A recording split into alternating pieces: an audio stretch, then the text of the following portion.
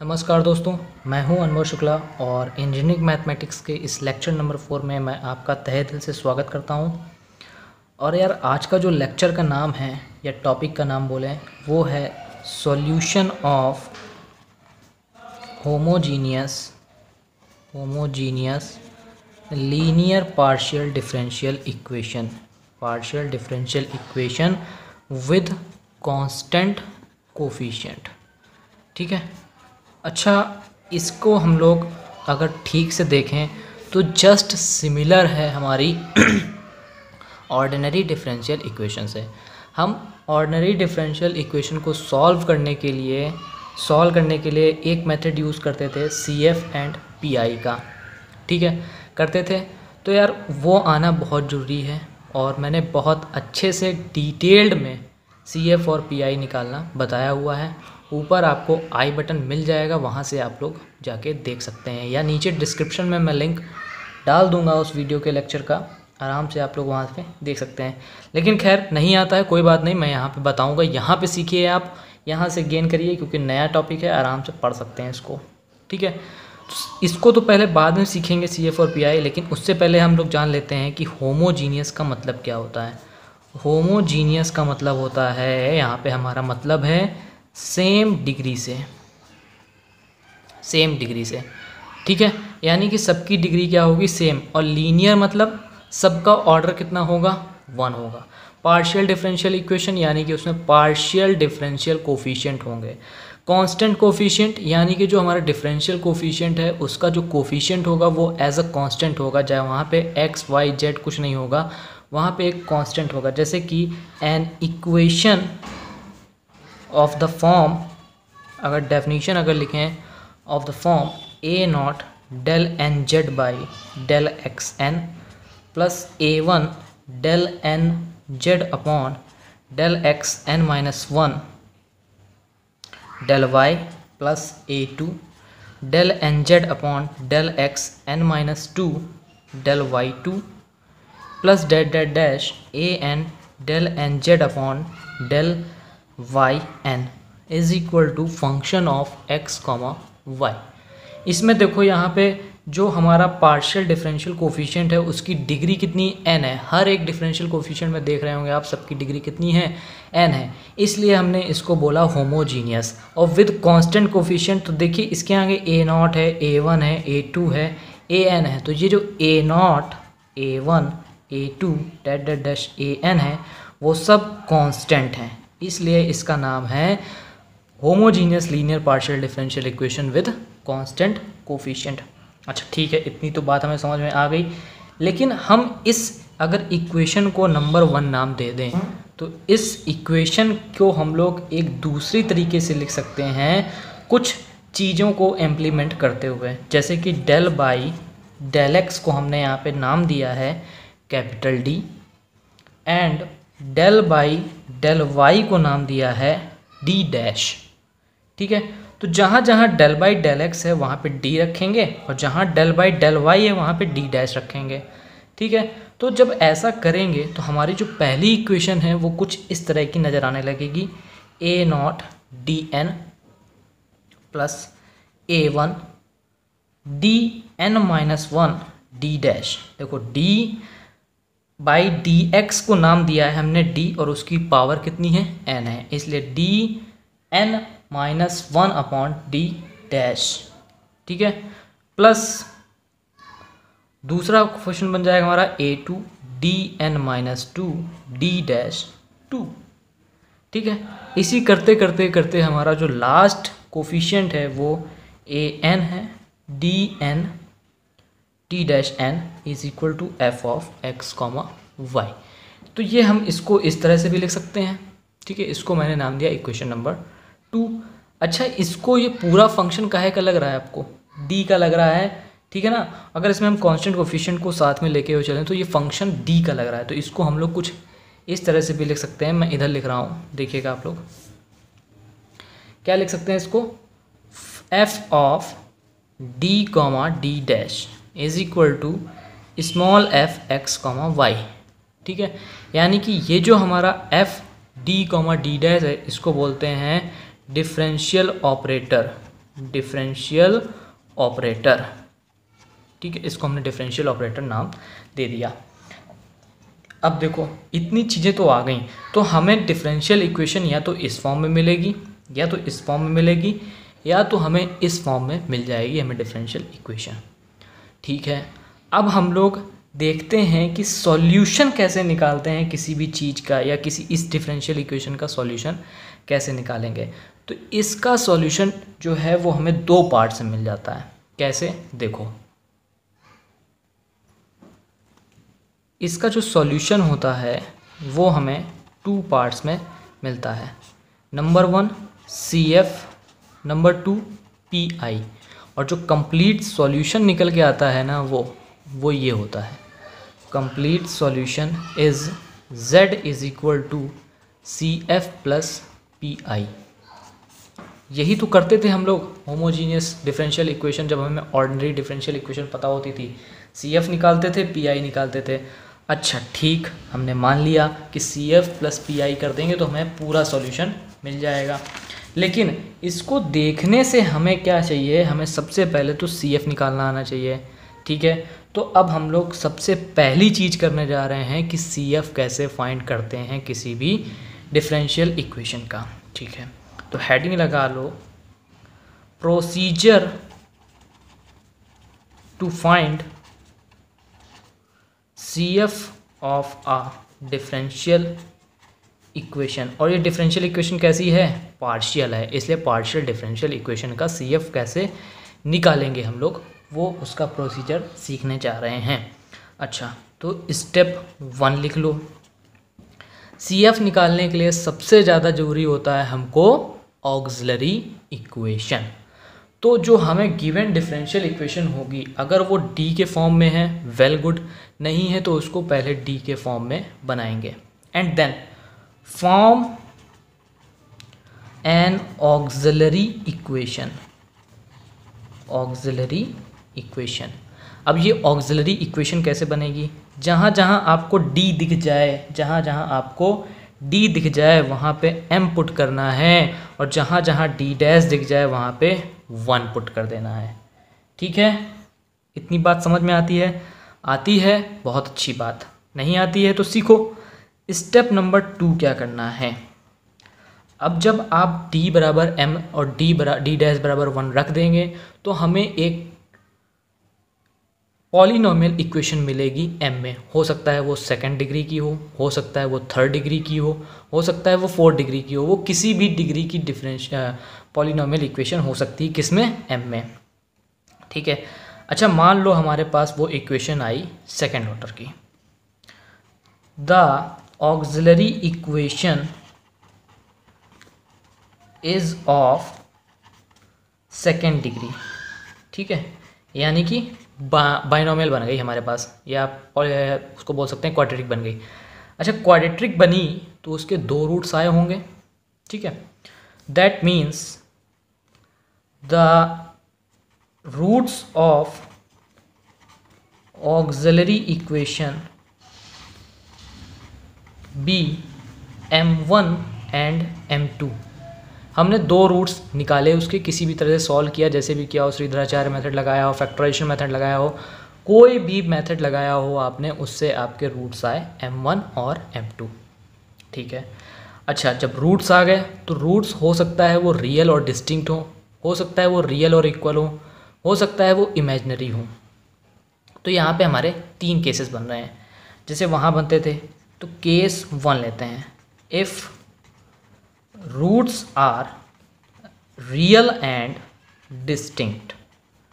ध्यान करो, वहाँ पे जब ऑर्डिनरी डिफरेंशियल इक्वेशन में रूट्स रियल और डिस्टिंक्ट होते थे तो हमारा कॉम्प्लीमेंट्री फंक्शन कुछ इस तरह का होता था, C1 e⁻m1x plus C2 e⁻m2x। ठीक है, ऐसे ही तो होता था जब रियल और डिस्टिंक्ट होते थे। सेम प्रोसीजर यहाँ पे फॉलो करना है, बस यहाँ पे आर्बिट्रेरी कांस्टेंट ना आके आर्बिट्रेरी फंक्शंस आते हैं। क्या आते हैं? Arbitrary functions. Note it down, arbitrary function. यही हमें डिफरेंशिएट करता है ऑर्डिनरी डिफरेंशियल इक्वेशन और पार्शियल डिफरेंशियल इक्वेशन में। ठीक है, तो यहाँ पे हमारे पास मान लो m1 और m2 रूट्स आए थे, तो इसका जो CF होगा वो आएगा f1, ठीक है, y plus m1x plus f2 y plus m2x, ठीक है। ये कब आया? जब हमारे पास रियल और डिस्टिंक्ट रूट होंगे, ठीक है। तो यहाँ से हमको CF मिल जाएगा। एंड अब लेते हैं नेक्स्ट केस, जब हमारे पास रूट्स रियल होंगे और इक्वल होंगे, तब उसमें केस में CF क्या होगा वो भी देखते हैं। मान लेते हैं हमारे पास केस 2 जो है वो है roots are real and equal, यानी कि यहाँ पे m1 equals to m2 is equal to m है, ठीक है। तो उस केस में जो CF होगा वो हमारा ऑर्डिनरी डिफरेंशियल इक्वेशन में क्या होता था, CF C1 e to the power mx plus x C2 e to the power mx, यही तो होता था ना। सेम प्रोसीजर यहाँ फॉलो करना है। तो यहाँ पे CF आ जाएगा हमारे पास f1 y plus mx plus x f2 y plus mx। Simple काम करना है, कुछ भी नहीं करना है इसमें, ठीक है। तो जो प्रोसीजर वहाँ फॉलो कर रहे थे सेम प्रोसीजर यहाँ पे भी फॉलो करना है। अच्छा ठीक, इतना तो हम समझ गए, बिल्कुल समझ गए। अब हम जरा सा एक क्वेश्चन ले लेते हैं, उससे आपको ज़्यादा क्लियर हो जाएगा कि ऐसे CF निकालेंगे हम लोग।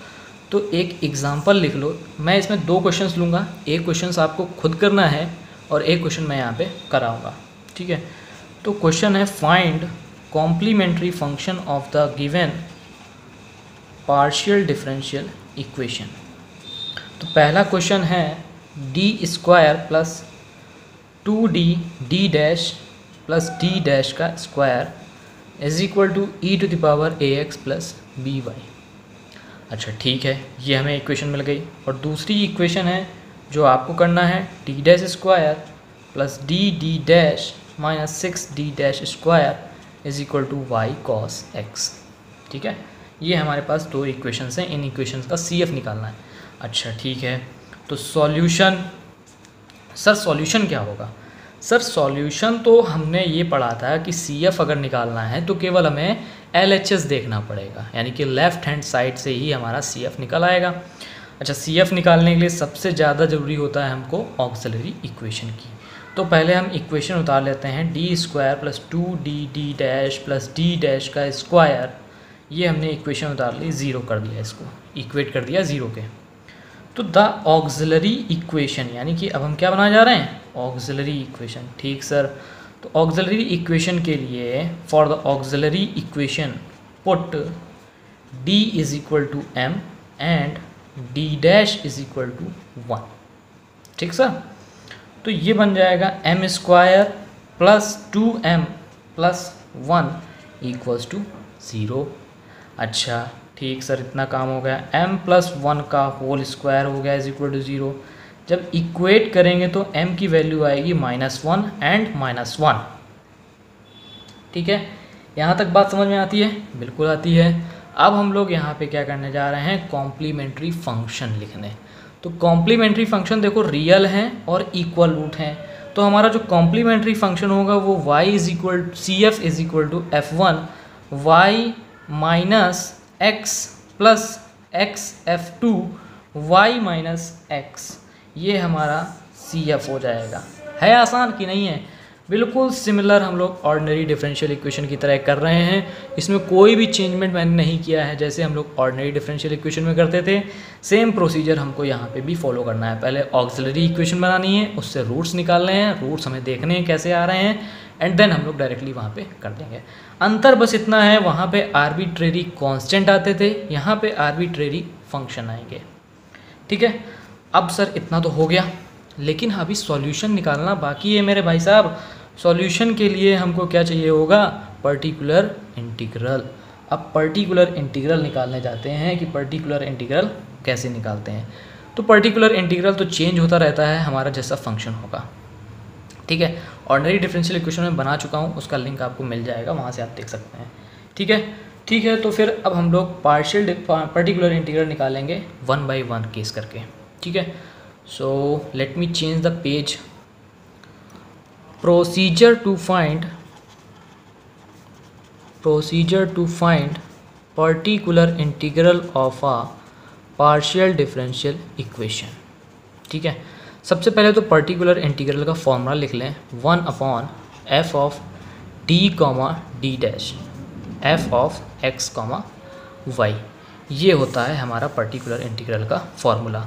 ऑर्डिनरी डिफरेंशियल इक्वेशन में पर्टिकुलर इंटीग्रल का फॉर्मूला होता था 1/f of d multiply by x। इसमें देखो एक ही डिपेंडेंट वेरिएबल था और उसमें एक डिफरेंशियल ऑपरेटर दिया होता था, तो डायरेक्टली हम लोग कर लेते थे उसको। यहाँ पे एक से ज़्यादा वेरिएबल्स हैं तो हमें तब यहाँ पे पार्शियल डिफरेंशियल इक्वेशन का ज़रूरत पड़ा। ठीक है, तो अब हम लोग सबसे पहले केस 1 लेने जा रहे हैं। केस 1 क्या है हमारे पास, f of x comma Y जो है वो है e⁴ax प्लस by दिया होगा। तब हम लोग pi जो है ऐसे निकालेंगे 1/f of d comma D dash e⁴ax plus by। अच्छा, इसमें क्या होता था, जहाँ जहाँ d दिखता था वहाँ पे हम लोग a रख देते थे, यानी कोफिशिएंट ऑफ x रख देते थे। सेम यहाँ पे भी करना है, जहाँ जहाँ d दिखेगा वहाँ पे a और जहाँ जहाँ d डैश दिखेगा वहाँ पे b। तो हमारा जो पर्टिकुलर इंटीग्रल आएगा वो 1/f of a comma b and e⁴ax plus by। एक कंडीशन वहाँ होती थी कि f ऑफ a b यानी कि f ऑफ a 0 नहीं होना चाहिए। अगर 0 हो जाता है तो यहाँ पे लिख लो f of a comma b does not equals to 0। ठीक है, यानी कि f ऑफ a एक नंबर होना चाहिए, 0 नहीं होना चाहिए। अगर 0 हो जाता है तब क्या करेंगे, अगर 0 हो जाता है तो यहाँ पे हम लोग particular integral x upon del by del d यानी कि d के रिस्पेक्ट में इसको डिफ्रेंशिएट कर देंगे और e⁴ax प्लस b बाई। फिर सेम प्रोसीजर, अगर फिर से 0 आ जाता है तो एक x का और मल्टीप्लाई कराएंगे, एक बार और डिफ्रेंशिएट करेंगे नीचे एंड देन उसके बाद pi निकल आता है हम लोगों का। ठीक है, तो ये तो हो गया केस नंबर 1। अब केस नंबर 2 देखते हैं कि केस नंबर 2 में क्या बदतमीजी, केस नंबर 2 में हम लोग क्या करने जाएंगे जब हमारे पास कुछ फंक्शन इस तरह का होगा। केस नंबर 2 देखते हैं, ये है case number 2, f of x comma Y is equal to sine ax plus by। जब हमारे पास ट्रिग्नोमेट्रिक टर्म आ जाए तो ट्रिग्नोमेट्रिक टर्म में कुछ कुछ तो याद आ रहा होगा कि जहाँ जहाँ d स्क्वायर होता था वहाँ पे -a स्क्वायर रखते थे, याद आ रहा है ना। बस अगर इतना याद है तो समझो भाई साहब आपका क्वेश्चन हो गया। तब यहाँ पे pi हो जाएगा 1/f ऑफ d स्क्वायर लिखा होगा, dd डैश लिखा होगा, d डैश का स्क्वायर लिखा होगा। ठीक है, तो जहाँ जहाँ d स्क्वायर होगा वहाँ पे -a स्क्वायर रखेंगे, dd डैश की जगह -a रख देंगे और d डैश स्क्वायर की जगह -b स्क्वायर रख देंगे। बस ख़त्म काम। अब यहाँ पे वही सेम प्रोसीजर, अगर ये 0 आ जाता है तो x से मल्टीप्लाई करा के इसको डिफ्रेंशिएट एंड देन फिर वो प्रोसेस चलता रहता है। ठीक है, जैसे ऑर्डिनरी डिफरेंशियल इक्वेशन में करते आ रहे थे वैसे ही हमको इसमें करना है। ठीक है, अब एक चीज़ और, एक बाइनोमियल एक्सपेंशन भी तो होता था कुछ सर। हाँ, तो वो भी देखते हैं कहाँ है बाइनोमियल एक्सपेंशन वाला।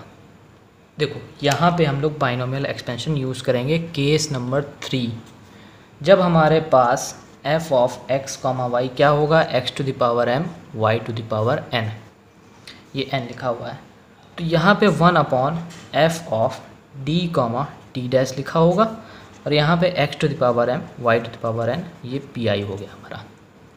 ठीक है, तो इसको करना क्या है, ये f of d comma D dash को ऊपर ले आना है और x⁴m y⁴n यहाँ पे लगाना है बाइनोमियल एक्सपेंशन। वहाँ पे बाइनोमियल एक्सपेंशन कैसे खोलते थे, कुछ याद आ रहा है। जितना हमारे पास इसका कोफिशिएंट दिया होता, इसका डिग्री दिया होता था, उतने टाइम्स हम लोग उसको एक्सपेंड कर देते थे। ठीक है, ऐसे ही यहाँ पे करना है प्रोसेस हमको। बस एक चीज़ और दी होती थी हमको वहाँ पे, जब दो फंक्शन प्रोडक्ट में दिए होते थे, वो भी देख लेते हैं। If F of X comma Y is equal to E to the power A x plus B Y dot V of X comma Y, जब दो फंक्शन प्रोडक्ट में दिए होते थे। कुछ तो याद आ रहा होगा कि हम लोग क्या करते थे, e to the power A x वाला टर्म एक तरफ कर लेते थे एंड देन वहाँ जहाँ जहाँ डी होता था वहाँ पे डी प्लस ए कर देते थे। इतना अगर याद आ गया तो समझो यहाँ भी आप सॉल्व कर ले जाओगे बड़े आसानी से। तो 1/f of D comma D dash E to the power A x plus B Y dot V of X comma Y. यहाँ पे देखो मैं लिख रहा हूँ इसके आगे, तो पी आई जो आ जाएगा वो आ जाएगा हमारा e to the power A x plus B y एक तरफ कर लिया, ठीक है। फिर यहाँ पे रखा 1/f of D plus A comma D dash plus B V of X comma Y. अब देखो ये जो चीज़ होगी वो जो पिछले हम 3 मेथड पढ़ चुके हैं इनमें से कोई एक लग जाएगा एंड देन पर्टिकुलर इंटीग्रल भी निकल आएगा। तो यहाँ से हम लोग पर्टिकुलर इंटीग्रल ख़त्म करते हैं। अब मैं एक क्वेश्चन लेने जा रहा हूँ, उस क्वेश्चन में आपको पूरा सॉल्यूशन निकालना है। उसमें से मैं 2 क्वेश्चंस लूँगा, एक क्वेश्चन खुद करूँगा एंड अनदर क्वेश्चन आपको करना है। उसका मैं हिंट दे दूँगा, लेकिन फिर भी आपको उसका आंसर मुझे कमेंट सेक्शन में ज़रूर से ज़रूर चाहिए, ठीक है यार। तो क्वेश्चन देखो ये है,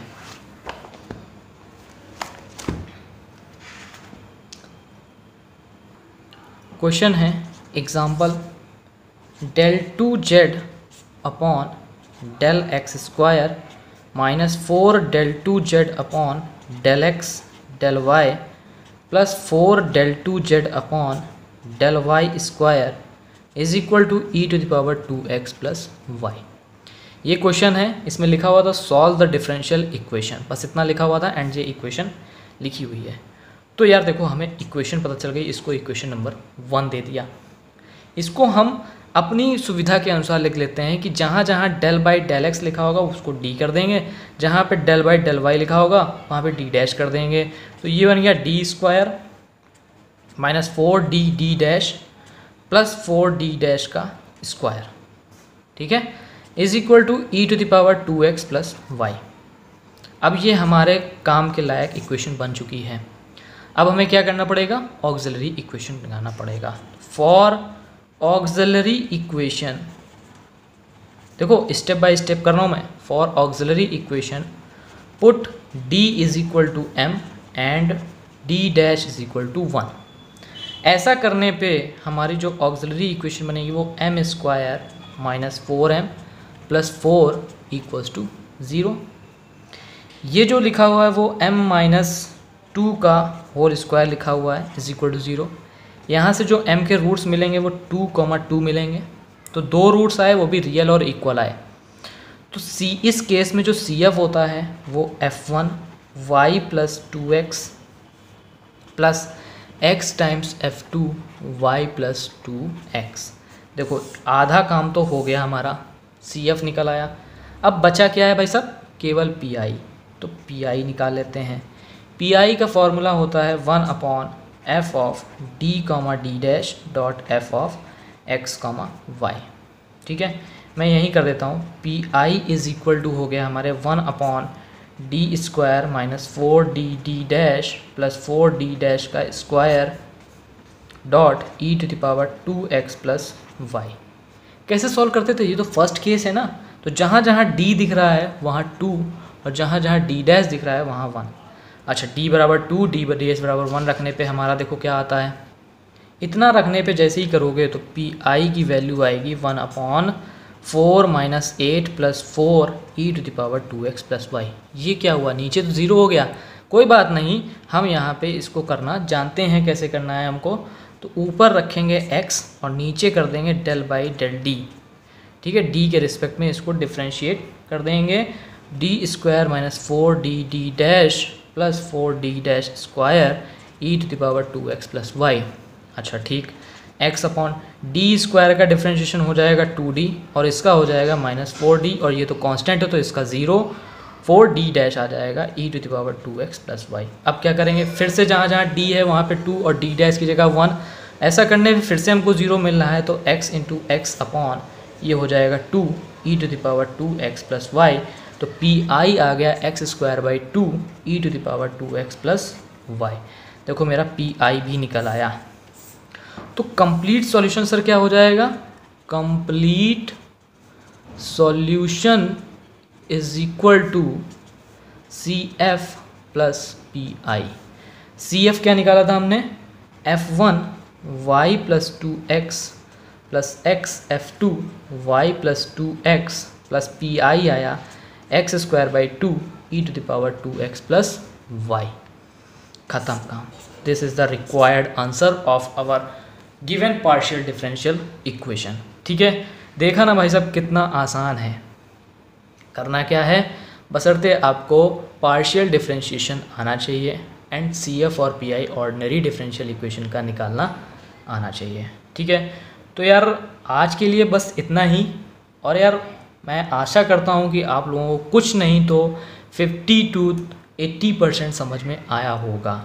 अगर आया है और वीडियो पसंद आई है तो यार इसको लाइक ज़रूर कर देना और ज़रूरतमंदों को शेयर कर देना। और ऐसा करने से मुझे बहुत सारा मोटिवेशन मिलेगा और मैं आगे आने वाले चैप्टर्स की वीडियोस बनाता रहूँगा और आपकी सेवा में लगा रहूँगा। ठीक है, तब तक के लिए यार पढ़ते रहो, सवाल लगाते रहो, डाउट हो तो जीमेल में पूछते रहो या कमेंट सेक्शन में पूछते रहो। ठीक है, तब तक के लिए जय हिंद।